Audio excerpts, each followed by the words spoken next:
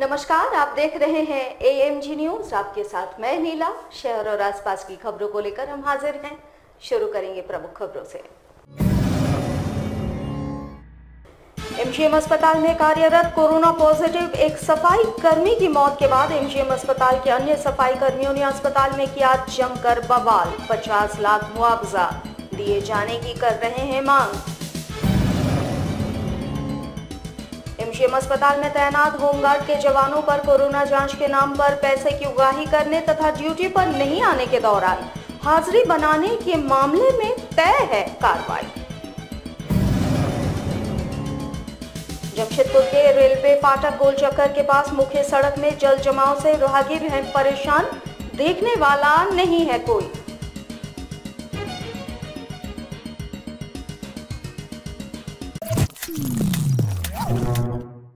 अब खबरें विस्तार से। MGM अस्पताल में कार्यरत एक सफाई कर्मी के कोरोना पॉजिटिव आने के बाद इलाज के दौरान मौत हो गई। उधर मौत के बाद MGM अस्पताल के सफाई कर्मियों ने अस्पताल में जमकर बवाल किया और मृतक के परिजनों को 50 लाख रुपए मुआवजा दिए जाने की मांग की।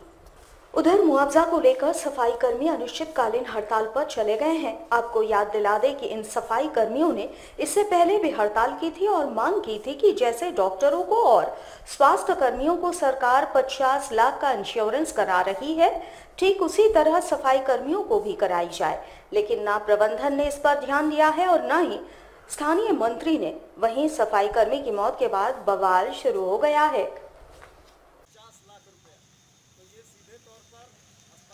कारण ये है कि कल हमारे एक कर्मचारी दीपक हांसदा की मृत्यु कोरोना संक्रमण के कारण हो गई और हम ये मांग करते हैं, ये इतने खतरनाक परिस्थिति में हम काम कर रहे हैं, हमको ना कोई सुरक्षा उपकरण उपलब्ध कराया जाता है हमारे सफाई कर्मचारियों को, ना ही किसी प्रकार का संरक्षण दिया जाता है। इसके बावजूद भी हम काम करते आ रहे हैं और उसी क्रम में कल हमारे एक कर्मचारी की मृत्यु हो गई।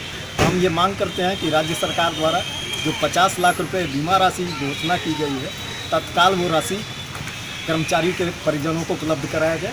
हमारी एक सूत्री मांग ये है। दूसरी मांग ये है कि हमारे लाख काम करने के बावजूद अपने जान को दांव पर लगाकर हम काम करते हैं।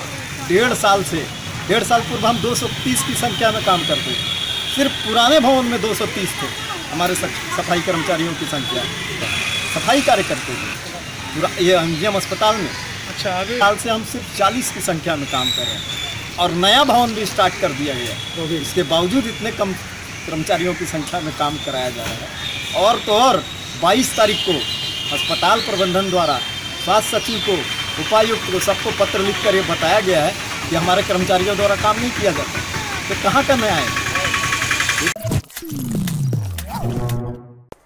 पिछले दिनों जमशेदपुर के साकची स्थित कुल्हन के सबसे बड़े सरकारी अस्पताल MGM में तैनात होमगार्ड के जवानों द्वारा कथित तौर पर कोरोना जांच के नाम पर मरीजों से पैसे लिए जाने एवं ड्यूटी पर नहीं आने के बाद भी हाजिरी बनाए जाने के मामले को लेकर दोषी जवानों पर कार्रवाई तय माना जा रहा है। वैसे होमगार्ड कमांडेंट ने साफ कह दिया है कि जो साक्ष्य दोषी जवानों के खिलाफ उन्हें मिला है वो उनके निलंबन के लिए पर्याप्त है। फिलहाल उन्होंने सभी दोषी जवानों को शो कॉज किए जाने की बातें कही है।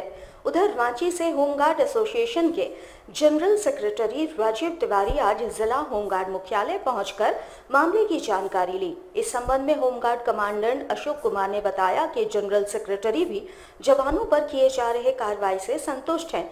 वहीं कमांडेंट ने साफ कह दिया है कि अब से हफ्ते में 2 बार MGM में तैनात जवानों की निगरानी के लिए अधिकारियों की प्रतिनियुक्ति की जाएगी। उधर होमगार्ड मुख्यालय में दिन भर गहमा-गहमी देखी गई। फिलहाल कमांडेंट की कार्रवाई एवं फैसले पर सभी की निगाहें टिकी हुई है। उधर जिला होमगार्ड के जवानों में हड़कंप मची हुई है। मीटिंग नहीं थी, ये Rajiv Tiwari general secretary home guard हैं, वो रांची से आए हुए थे मिलने के लिए। क्योंकि दिनांक 18 तारीख को एक पेपर में मैसेज आया था कि एक होमगार्ड के जवान के द्वारा कोरोना मरीज से उसको जांच कराने के नाम पर पैसा लिया जा रहा है। इसको वीडियो वायरल हुआ था और उसके साथ ही एक ऑडियो भी था जिसमें इस बात का जिक्र था कि जो ड्यूटी में नहीं आता है तो ड्यूटी इंचार्ज के द्वारा उसको पैसा लेकर के उसको मैनेज किया जाता। जब मेरे संज्ञान में ये आया तो चारों व्यक्ति को हम एमजीएम अस्पताल से विरमित कर दिए हैं, उससे स्पष्टीकरण का मांग किए हैं। स्पष्टीकरण आने के बाद इनके विरुद्ध आगे की कार्रवाई की जाएगी। इसमें जो भी दोषी व्यक्ति होगा उसको छोड़ा नहीं जाएगा, उसको निश्चित रूप से कार्रवाई की जाएगी। हाँ, उसमें एक क्लियर है, पैसा लेते हुए क्लियर हुआ है, प्लस एक पंकज सिन्हा है, उसके द्वारा ड्यूटी में नहीं आने पर वो उससे पैसा लेता था, इसका भी क्लियर हुआ। इस पर कार्रवाई होगा, इसको सेवा से ही मुक्त कर दिया जाएगा। हाँ, उस सब जो भी है, जो भी उचित कार्रवाई होगी वो किया जाएगा और इस संदर्भ में वरीय पदाधिकारी को भी नॉलेज में दिया गया है। ये सारी जानकारी एकदम पूरा विशेष ध्यान रहेगा और हफ्ता में कम से कम 2 दिन मेरे पदाधिकारी वहाँ करके जाँच करेंगे कि सभी होमगार्ड के जवान अपने ड्यूटी पर मुस्तैद हैं या नहीं, और जो भी एब्सेंट होंगे उनको हाजिरी काट दिया जाएगा और उनको जो है वहाँ से हटा दिया जाएगा। कभी यही कहा नाम था कि सर दोषी व्यक्ति पर कार्रवाई होना चाहिए, जो ऑलरेडी हो रही है। राजीव तिवारी इनका नाम है, ये जनरल सेक्रेटरी होमगार्ड है। जमशेदपुर के रेलवे फाटक गोल चक्कर के निकट मुख्य सड़क में जल जमाव हो जाने से राहगीरों को काफी परेशानियों का सामना करना पड़ रहा है। स्थिति दिन प्रतिदिन भयावह होती जा रही है। इसे देखने वाला व सुनने वाला कोई नहीं है। रेलवे ओवरब्रिज के निर्माण को लेकर 2 वर्ष पूर्व रेलवे फाटक के निकट गोलचक्कर के पास जिला प्रशासन के द्वारा अतिक्रमण हटाओ अभियान चलाया गया था और इस दौरान अतिक्रमित कई दुकानों को हटाया गया था, जिसकी वजह से पानी की निकासी वाले स्थान पर मलबे के जमा हो जाने से पिछले 2 वर्षों से मुख्य सड़क पर बरसात के मौसम में जल जमाव हो जाता है और लगातार लोग दुर्घटना के शिकार हो जाते हैं। इस संबंध में स्थानीय लोगों ने कई बार नगर परिषद और रेलवे का ध्यान इस ओर आकृष्ट कराया, पर निष्कर्ष शून्य ही निकला। इस संबंध में जानकारी देते हुए स्थानीय निवासी अमर तिवारी ने बताया कि 2 वर्षों से लोग इस परेशानी को झेल रहे हैं। उन्होंने कहा कि इसे देखने वाला कोई नहीं है, ना ही सुनने वाला ही कोई है।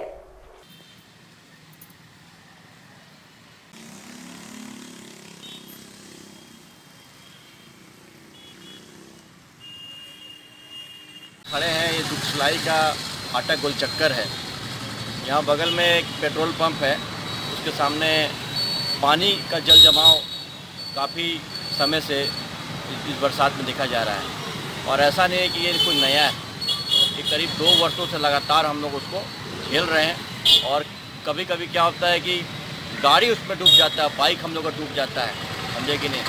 इसमें सबसे बड़ा बात है कि जो संसाधन है, सरकारी संसाधन है, वो उसका सदुपयोग बिल्कुल नहीं हो पा रहा है। इसमें 2 वर्ष पूर्व मुख्यमंत्री जी आए थे, तो मुख्यमंत्री जी के आने के चलते यहाँ जो ओवरब्रिज का निर्माण हो रहा था, यहाँ पर शिलान्यास हो रहा था, उसमें जो यहाँ पर जो रेलवे के डिपार्टमेंट के लोग थे और यहाँ का जो प्रशासनिक अधिकारी थे, वो सब मिल के टनली जा रहा था उसमें, जिसमें पानी बहता है, उसको वहाँ ब्लॉक कर दिया एक जगह लोग। अब ब्लॉक करने के बाद क्या हुआ है कि पानी अब यहाँ पर जमा होता है और एक नली में जाता है, लेकिन उसका जो निकलने का निकासी होता है वो बिल्कुल नहीं है देखा जाए तो। इसके चलते क्या होता है कि पानी की जल जमाव हमेशा यहाँ रहता है। जमशेदपुर ट्रैफिक पुलिस की प्रताड़ना से परेशान ऑटो चालकों का एक प्रतिनिधि मंडल जमशेदपुर पुलिस मुख्यालय पहुंचकर जिले के सिटी एसपी से मुलाकात की, जहां इन्होंने सिटी एसपी से मुलाकात कर अपनी परेशानियों से उन्हें अवगत कराया। इस संबंध में ऑटो चालकों ने बताया कि पिछले 15 दिनों से साक्षी दिल्ली दरबार के पास ऑटो लगाने ट्रैफिक पुलिस की ओर से नहीं दी जा रही है, जिससे उनके समक्ष रोजी रोटी की समस्या आन पड़ी है। उन्होंने बताया सिटी एसपी ने उन्हें भरोसा दिलाया है कि वे सोशल डिस्टेंसिंग के नियमों का पालन करते हुए आम लोगों को ट्रैफिक संबंधी कोई परेशानी नहीं होने की स्थिति में वहां से पैसेंजर उठा सकते हैं। उन्होंने बताया कि सिटी एसपी ने ट्रैफिक डीएसपी से बात कर लेने का आश्वासन दिया है। फिलहाल ऑटो चालक सिटी एसपी से मुलाकात के बाद मिले आश्वासन से संतुष्ट नजर आए। ऑटो चालक है सर, आए थे एसपी साहब से मिलने, जी बातचीत हुई। ऑटो संबंधित में हम लोग वहाँ से चलाते हैं 10-15 साल से गाड़ी दिल्ली दरबार के सामने से, तो हम लोग अभी नो एंट्री नो पार्किंग से ही चलते हैं, रोड के नीचे से बैठाते हैं। पर अभी शायद ऐसा दिक्कत महसूस हो रहा था कि रोड में जाम लग रहा है, पर जाम लग रहा था पैसेंजर उतारने के कारण से, तो उसको भी हम लोग सब मिल के अपना तरफ से उसको क्लियर करवाते रहते हैं। पर अभी ऐसा लगा कि 4-5 दिन से कुछ ज़्यादा मामला ख़राब है और नहीं चलने दिया जा रहा था, बिल्कुल गाड़ी नहीं लगने दिया जा रहा ट्रैफिक पुलिस के द्वारा। तो सर से आके बात किए हैं एसपी साहब से। सर का कहना है कि आप रोड के नीचे से बैठाइए और रोड में अगर जाम लगता है तो उसको ना लगने दिया जाए और सोशल डिस्टेंसिंग का पालन किया जाए। तो वो सब चीज़ हम लोग लेके चल रहे हैं ताकि जाम भी ना लगे और ऐसा कोई बात ना हो। जमशेदपुर महानगर जदयू की कमान दीपक कुमार गिरी को सौंपा गया है। पार्टी कार्यालय में आज उन्हें जिलाध्यक्ष की कमान सौंपी गई। वहीं दीपक कुमार गिरी ने मिले जवाबदेही को निष्ठापूर्ण एवं ईमानदारी के साथ पूरा किए जाने की बातें कही। उन्होंने बताया कि उनकी प्राथमिकता सबसे पहले जिला कार्यकारिणी का विस्तार करना है, साथ ही वैश्विक महामारी कोरोना से निपटने को लेकर मजबूती के साथ सरकार तक जनता की आवाज पहुंचाने की रणनीति बनाने की है। वहीं दीपक गिरी ने भी अपने एजेंडे में एमजीएम अस्पताल की दशा और दिशा सुधारने की बातें कही। उन्होंने कहा कि उनका प्रयास रहेगा कि कोल्हान के सबसे बड़े सरकारी अस्पताल एमजीएम की विधि व्यवस्था को सुधारने में वे सरकार को सहयोग करें, साथ ही यहाँ की कमियों को सरकार तक पहुँचाएंगे। वैसे जमशेदपुर की राजनीति करने वाले लगभग सभी नेताओं के मुख्य एजेंडे में ये अस्पताल ही रहा है। बावजूद इसके इस अस्पताल की दशा और दिशा आज तक नहीं सुधरी। आगामी दिनों में एक तो सर्वप्रथम जो कार्य होगा वो समिति का गठन होगा और समिति का विस्तार होगा। तत्पश्चात जीवन ही सबसे बड़ा आज के डेट में एक समस्या बना हुआ है, आम समस्या बना हुआ है। तो प्रायोरिटी मेरी ये होगी कि जो जन जीवन है सबसे पहले वो सुरक्षित रहे, क्योंकि अगर जीवन रहेगा, जन रहेंगे, तभी हम लोग कोई भी दल वाले राजनीति कर सकते हैं। तो प्रायोरिटी ये है कि कोविड-19 की महामारी में जिस तरह से देश जूझ रहा है उसमें हम लोग सरकार से सवाल उठाएं, सरकार से हम लोग ये गुजारिश करें कि पहले जन को बचाने के लिए जो भी आवश्यक कदम है, जैसे सबसे ज़्यादा से ज़्यादा लोगों का टेस्टिंग। वजह यह है कि आज कोविड से इफेक्टेड लोग हो सकता है कि हमारे अगल बगल हों, लेकिन जानकारी के अभाव में हम उनके संपर्क में रह रहे हैं। तो सर्वप्रथम जीवन, तत्पश्चात एमजीएम अस्पताल जो हमारा एक लाइफलाइन है पूरे जमशेदपुर का, वहाँ की जो परिस्थिति है वो सर्वविदित है, सबको पता है। तो उस परिस्थिति से कैसे निजात पाया जाए, क्योंकि जितने भी जनप्रतिनिधि जीत कर आते हैं सबके मुख्य एजेंडे में ये शामिल होता है कि एमजीएम को हम लोग हालत सुधार देंगे।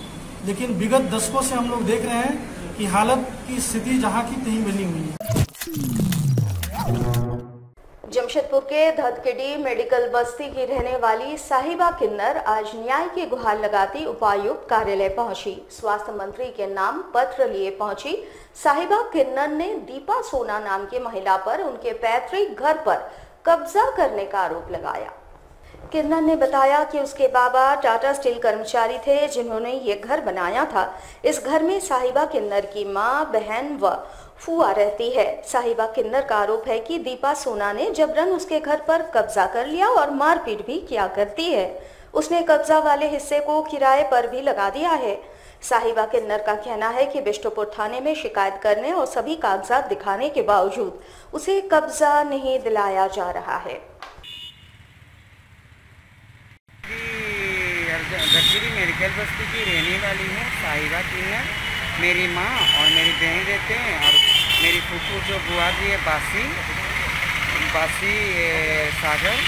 मैं यही चाह रही हूँ कि धदकेडी मेडिकल बस्ती में मैं रहती हूँ, मेरा घर को मतलब छीन लिया दीपा सोना। मेरी माँ ने उसको चाबी दिए थे, 3 बच्चे थे उनको, छोटा हाथ में उनके आदमी का नीरज सोना का नौकरी मिला मेहर भाई हॉस्पिटल में कैंसर डिपार्टमेंट। उसका 25-30 हज़ार पेमेंट है और कंपनी एक क्वार्टर एसएससी मिला हुआ है।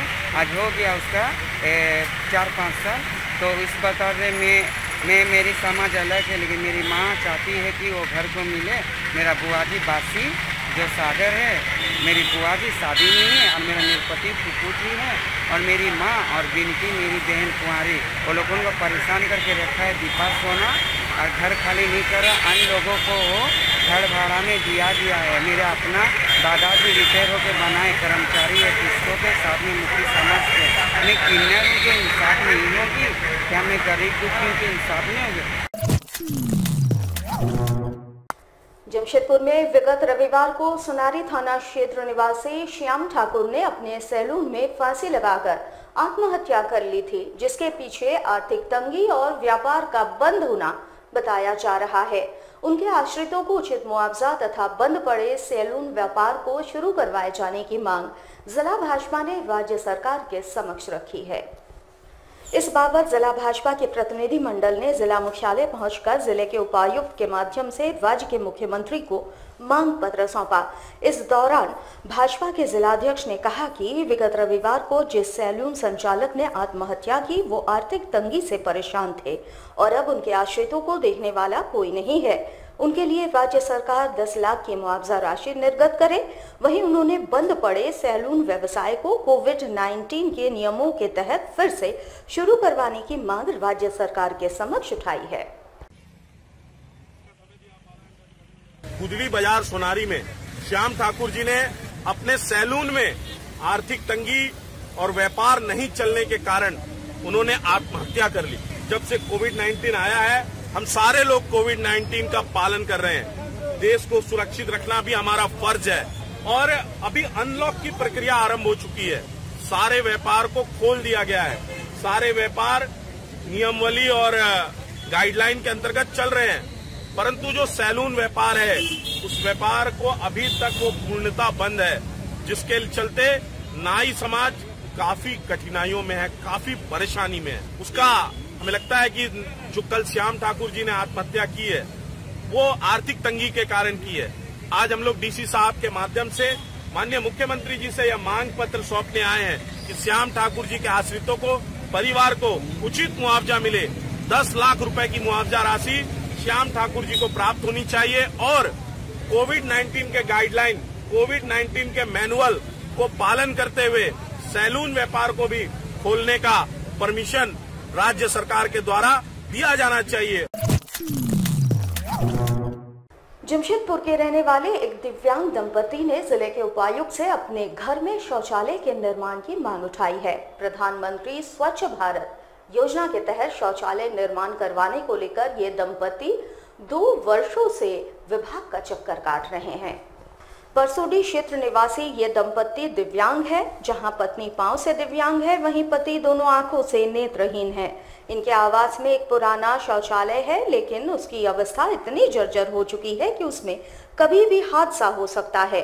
ऐसे में विगत 2 वर्षों से ये दंपति सरकारी विभाग का चक्कर काट रहे हैं और इन्हें केवल आश्वासन ही मिल रहा है।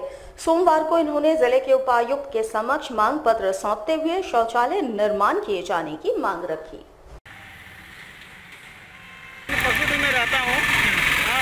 मैं आँख से ब्लाइंड हूँ और मेरी वाइफ की पैर से प्रॉब्लम है। मुखिया जी को मैं 2 साल से निवेदन कर रहा हूँ कि मेरा घर में शौचालय नहीं है और जो है पुराना जर्जर हो चुका है।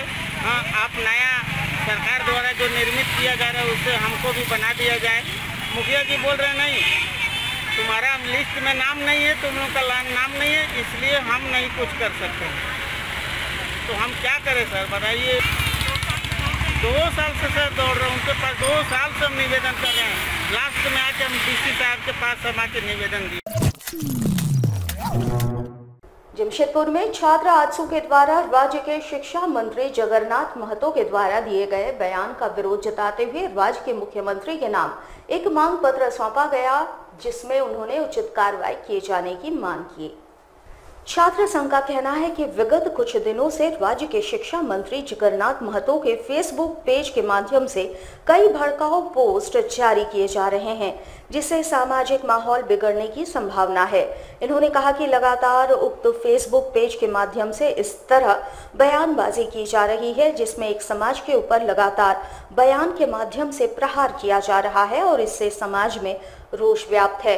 इन्होंने जिले के उपायुक्त के माध्यम से राज्य के मुख्यमंत्री को मांग पत्र भेजा है और उचित कार्रवाई किए जाने की मांग की।